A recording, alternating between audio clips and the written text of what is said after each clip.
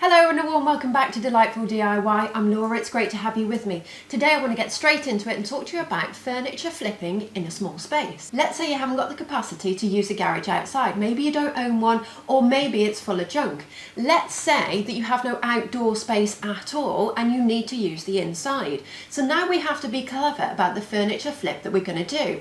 We don't want a lot of sanding going on with orbital sanders inside the house. We want to make sure that we've got great paints, so as we don't have to do a primer and we haven't got anything too toxic because we're working inside the house. We need to make sure that we've got limited sanding, so we're only going to be doing a scuff sand and we'll cover the TV up. I'm going to be doing a furniture flip inside the house so as you can see that you can do it too. I want something that could be a table. It could be a seating area. It's definitely going to be storage. We all need storage. And now let's add some lights into the mix, because who doesn't love a little bit of atmospheric lighting? But we've got to be environmentally friendly. We need LEDs, we need low watt LEDs, and we need something that's safe, so if kids spill drinks all over it, it's not going to cause them or us a problem. Here is this week's project. This is what I created. Do you like it? I set up in the den where we've got a tiled floor. I have this old trunk which hasn't been opened in a few years, and to be quite frank, it's the equivalent to a junk drawer. But look at this, there's a few hidden gems. Who doesn't love a good movie? Oh hello, Tom Hardy. Welcome to the rock. And Steve Martin in A Man with Two Brains. I love you like you love me. Apologies for the singing. Here's Esme doing a little bit of sanding and then run off with my gloves. Here's some of the drawbacks of doing a furniture flip within your own home. You've got the dogs and the kids consistently trying to help. I started, as always, with a good quality, inexpensive degreaser. Now I'm going to assume that we're all accomplished cleaners, so I'm going to skip this part, except to say, use a toothbrush or some sort of small brush to get into intricate areas. I coated the inside with a chalk mineral paint by Wilkinson's in Perfectly Greige. I've lined the inside of the roller tray with tin foil, this to be more environmentally friendly because we don't want to be washing paint down the sink. And next I wanted to measure for the lights, so I'd already created a plan where I've got 10 small LEDs, each one 1 watt, 10 watt in total, and wanted to offset these in order that I have 6 on the main side on the face of the chest and then 4 running down the side. Another downside about working indoors is you have to constantly keep cleaning. This is graphite by Rust Oleum. It dries within an hour, recoat within 4 hours. Again, I'm using chalk paint here for many reasons, but mostly because it's virtually got no odour because we're working indoors. It's highly concentrated, so you can get away with just using 1 coat, mostly sometimes a 2nd coat, but very light and watered down. You don't need priming, and you can get away with a scuff sand. So I had an idea that I wanted to use geometric shapes with this. As I'd offset the decking lights to one side, I thought we will counterbalance that with the same graphite grey with Rust Oleum in the top corner to offset the weight of the lights over to the right.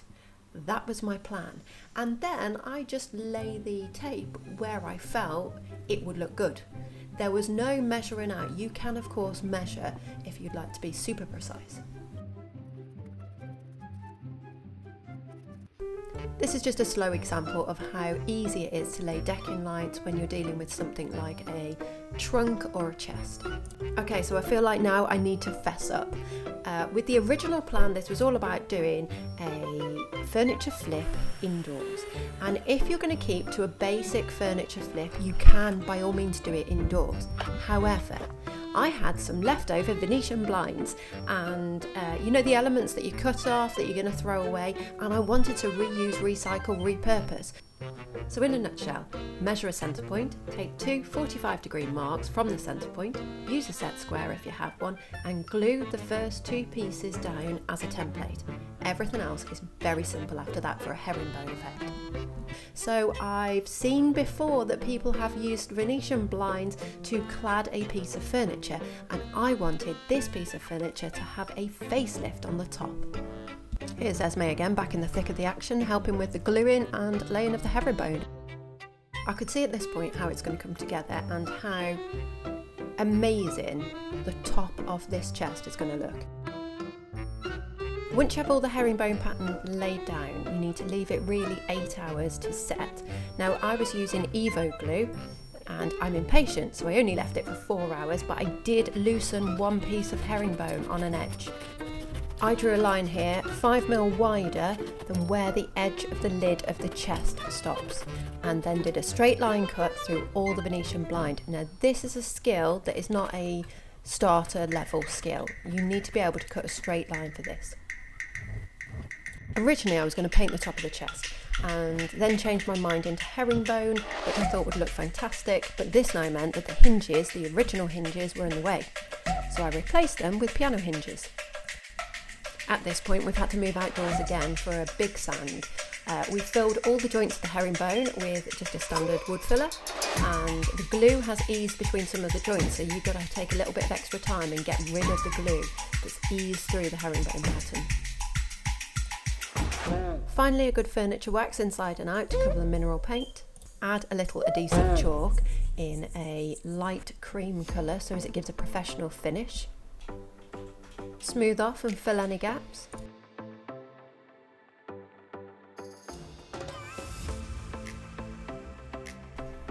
Here's a close-up so as you can see the detail in the finish and the chalk mineral paint from both Rust Oleum and Dixie.